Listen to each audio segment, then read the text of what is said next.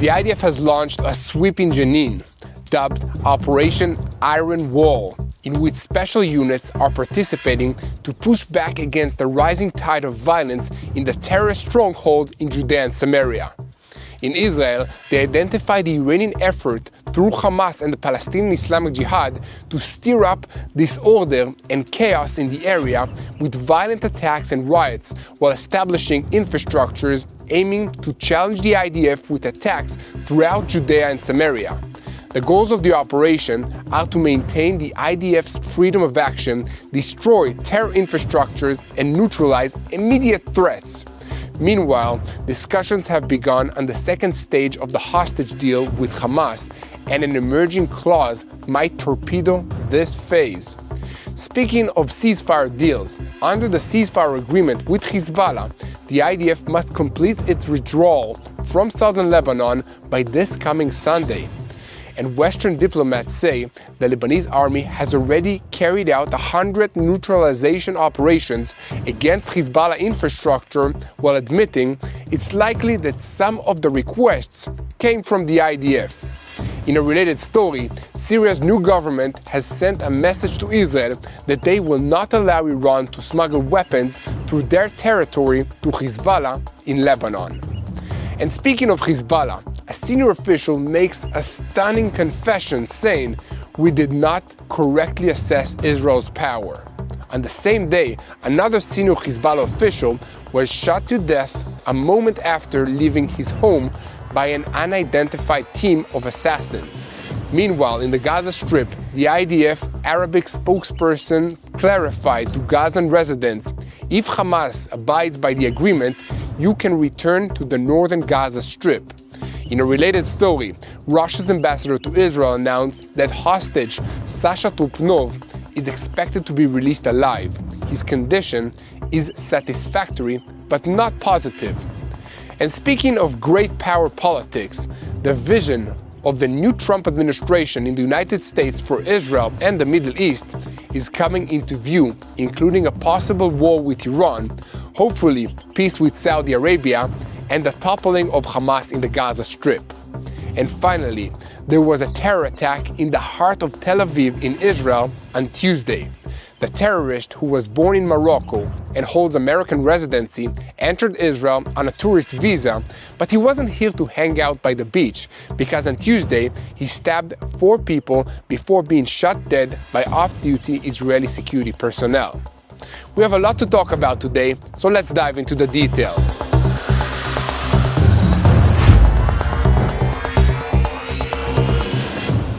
I'm Yair Pinto, and this is your Boots on the Ground report about what is happening in Israel on day 474 of the war with Hamas, Hezbollah, the Houthis in Yemen, the Shiite militias in Iraq, and now we must add criminal gangs and terrorist groups in Judea and Samaria, all acting under the control of the Revolutionary Guards Corps in Iran, which is the head of the axis of evil in the Middle East.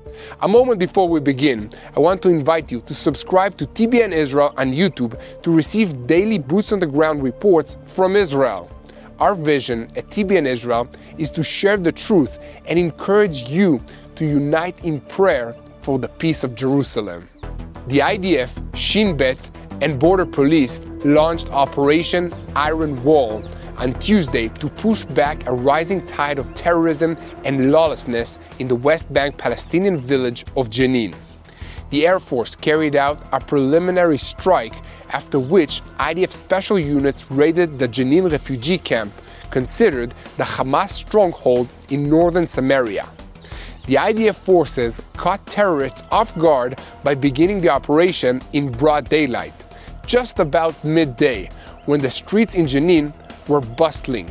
Eyewitnesses' reports indicate that parallel to the operation's start at the camp, Israeli military reinforcements were observed moving from the El Jalama checkpoint towards the city.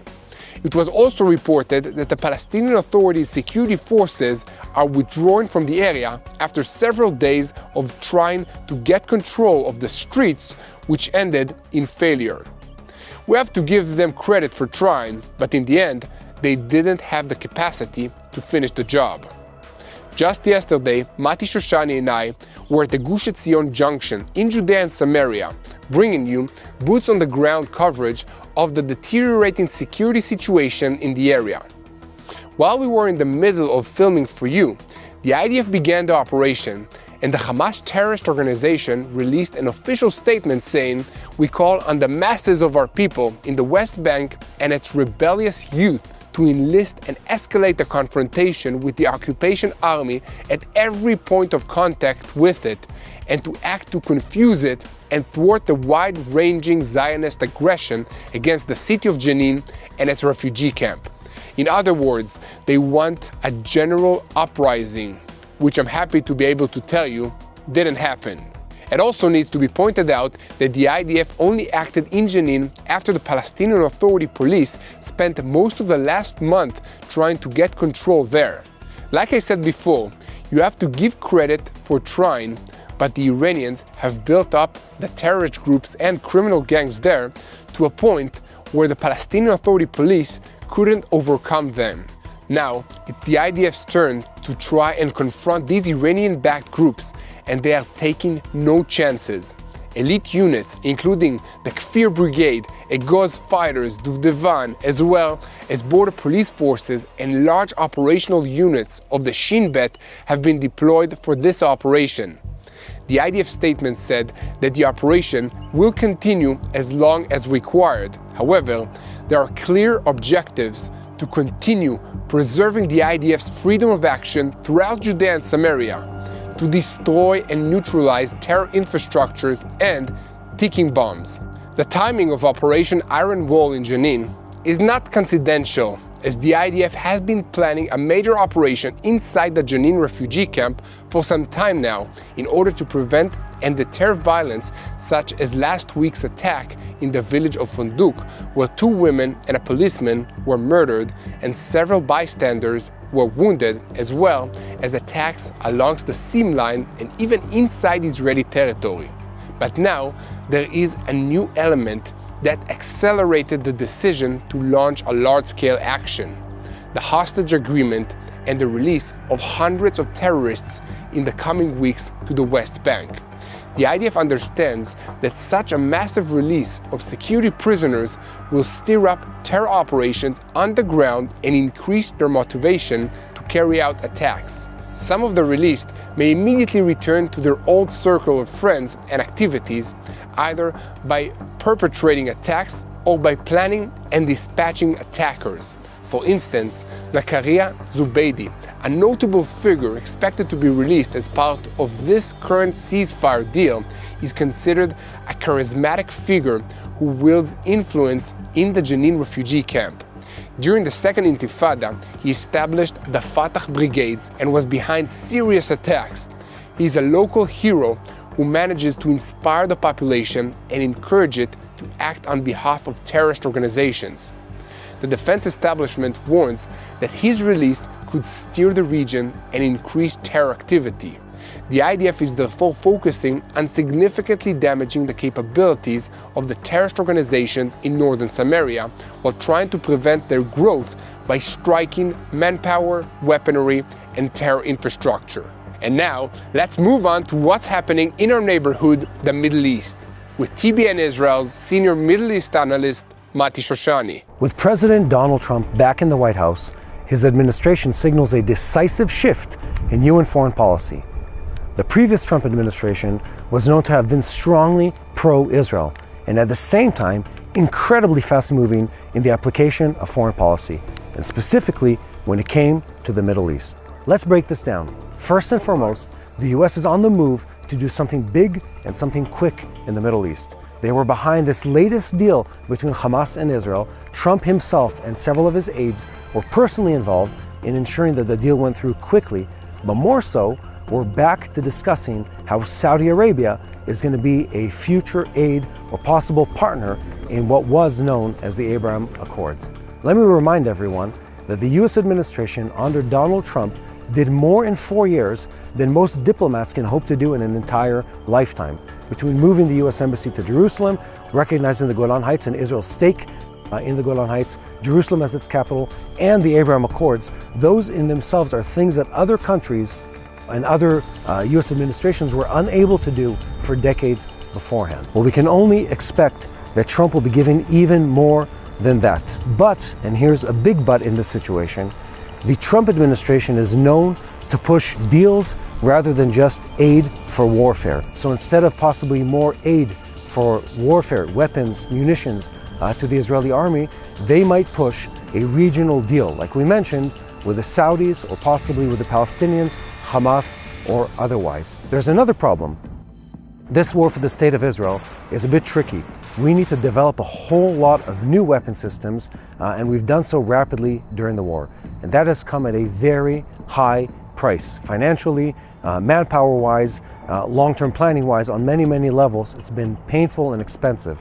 And the U.S. aid that we receive, both during the war and in general, throughout the years, is aid that we need to spend within the U.S. itself. It bolsters, it strengthens the U.S. economy, but it doesn't necessarily help pay the bills locally in Israel. And one last big thing about the Trump administration is that when you move fast, sometimes unexpected events take place. And that might be the case here. We know the evil that we know currently, but we don't know what shooting from the hip might look like under the Trump administration and how it might bring into the picture new proxies in this region that we didn't previously expect. Just here's one example of something we're not expecting. We know what the Houthis are doing right now, but we don't know what they might do if the US destabilizes Iran further than what it currently is at. With the Trump administration back in the White House, things are going to change. Within days of retaking office, Trump reinstated his maximum pressure campaign, targeting Iran's oil exports. This aggressive approach is expected to cut revenue to the Iranian government by $30 billion annually, further destabilizing Iran's already weakened economy. So Tehran faces growing unrest, economic collapse, and internal divisions, with protests intensifying and hardliners within the country resisting reform. The Iranian regime must weigh the cost of its actions very carefully. Trump's alignment with Israel reinforces the pressure, but raises the risk of regional escalation even further when it comes to the Iranian Revolutionary Islamic government. And then there's another question here. Can this region be even further destabilized compared to what it is now? Because you might say to yourself, well, between Hamas, between Hezbollah, between the Syrian regime being toppled within a week, what more can happen in this region? All it takes to almost completely stop global trade is for the Houthis or the Iranians through the IRGC to slow down global trade through the Arabian Sea or the Red Sea to the point that it could affect global trade costs. That in itself will put a cost on the pockets of people throughout the Western world, or throughout the world altogether. There's more to that. Aside from that, they might find new proxies that we haven't even thought about. Maybe pirates in a country on the eastern coast of Africa. Who knows what they would come up with next? The US is at war or at conflict with the Chinese.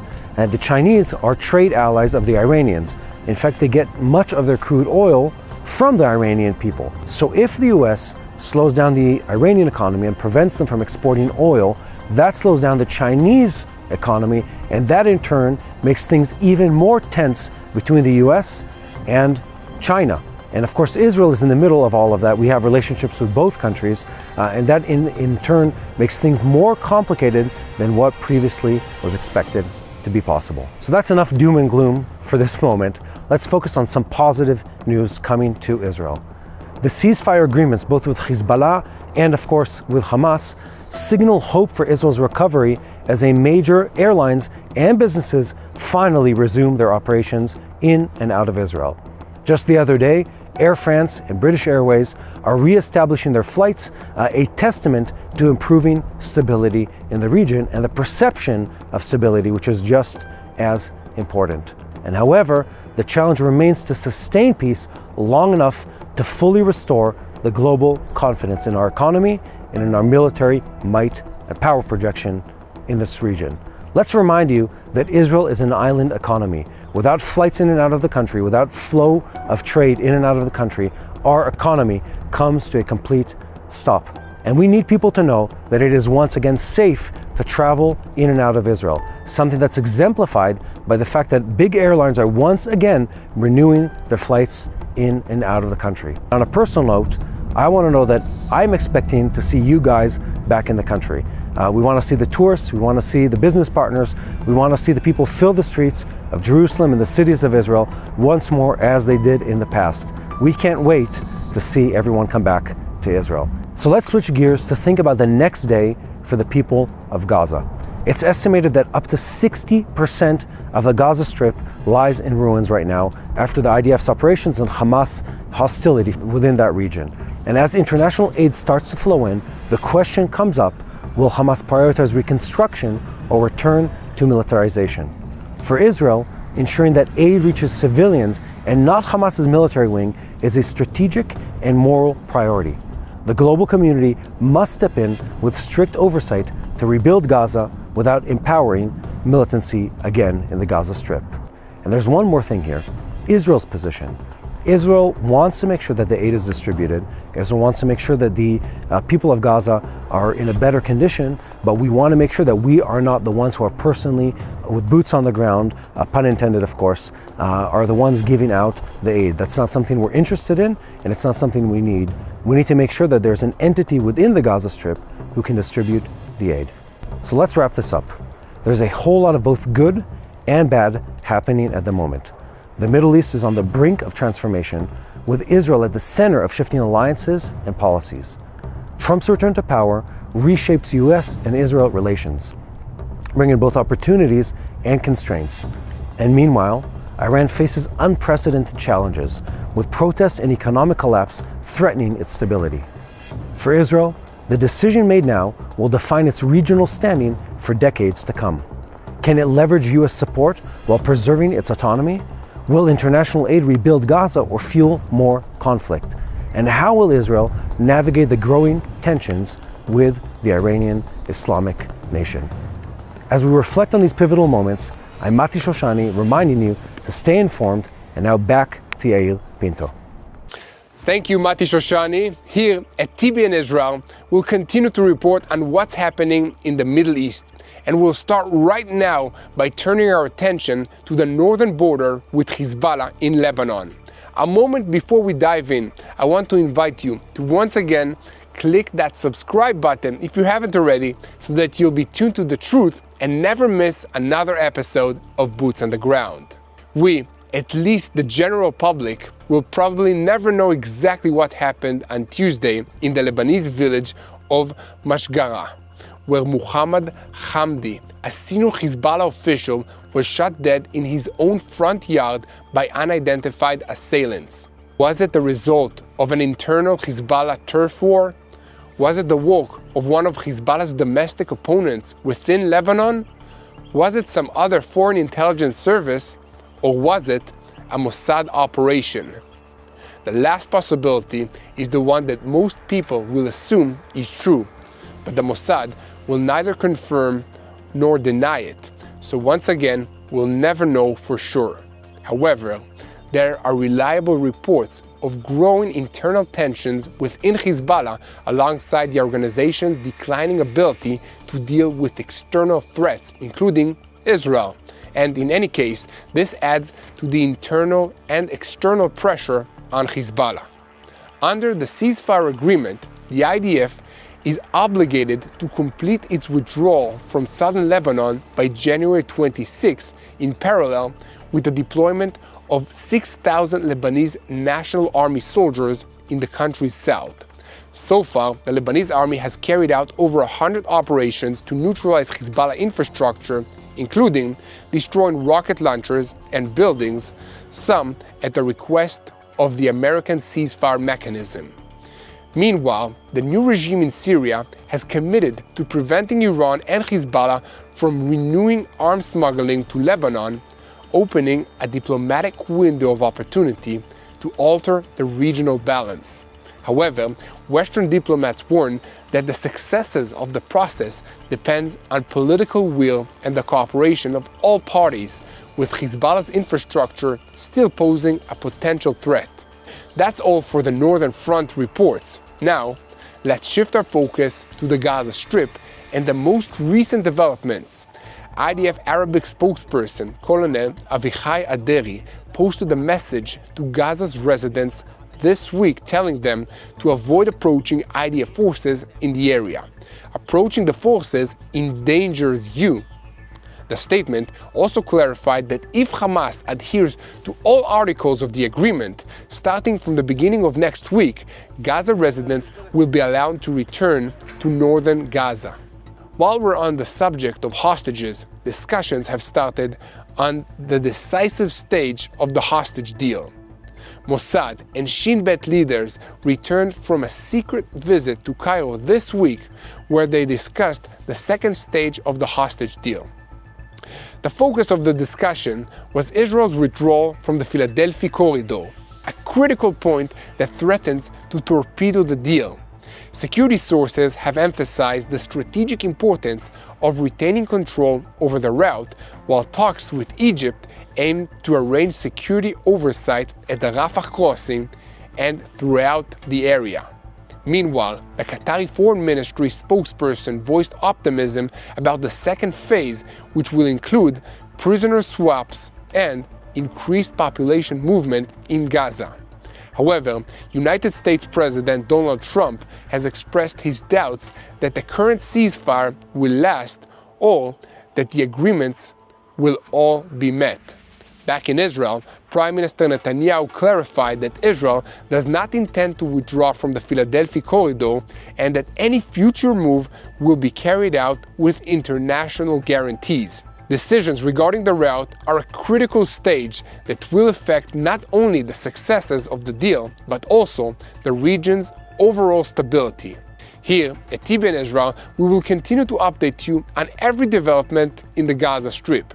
Next, we have a shocking story about the terrorist attack in Tel Aviv on Tuesday. Before we tell you about that, I want to invite you to once again click on the subscribe button if you haven't already, because we really need your help to get the truth about what's happening in Israel out to the world. And if you want to financially support our work, please click the donate button on YouTube or go to our website www.tbnisrael.com/give. The stabbing attack occurred Tuesday evening on the Chalat Binyamin Street in Tel Aviv, with a terrorist approaching a small group of people, pulling out a knife and attacking them. He wounded 2 people in that initial attack before running to another location and attacking another group of people, again managing to wound 2 of them. 3 soldiers who were in the nearby building heard some of the victims screaming for help and quickly drew their pistols, ran towards the sound of the attack, and neutralized the terrorist. The police arrived in force moments later and conducted a search of the area to make sure there were no other accomplices or additional threats. An initial investigation indicated that the stabber, Kadi Abed El Aziz, is a tourist born in Morocco who also holds an American residency. According to suspicion, he entered Israel at the start of the week on an ordinary tourist visa. Furthermore, it has come to light that the border inspections at the Ben Gurion airport sought to prevent his entry into the country, but security personnel approved it. An investigation of this incident has been launched, and I feel sorry for the people who made this mistake who are about to be unemployed. But I also hope the appropriate lessons will be learned and the mistakes won't be made again. I want to call on you to continue spreading the truth, share and follow us, and most importantly, continue praying for Israel. Pray for our hostages who are held in Gaza by Hamas. Pray that they return safely to their families. Continue praying for the IDF soldiers wherever they are, in the Gaza Strip, in Lebanon, in Syria, or in Judea and Samaria. Pray for the peace of the people of Israel and all the innocent lives that are affected in this region by these terrorist organizations. And most importantly, don't forget to pray for the peace of Jerusalem. This is a spiritual war. And how do we fight a spiritual war? we pray. Hello, this is Mati here in Jerusalem with TBN Israel. This is Yair Pinto from TBN Israel here in Jerusalem. TBN Israel is keeping viewers informed with Israel-focused news, culture, and what God is doing in this land. Support TBN Israel today online at tbn.org/Israel. Thank you.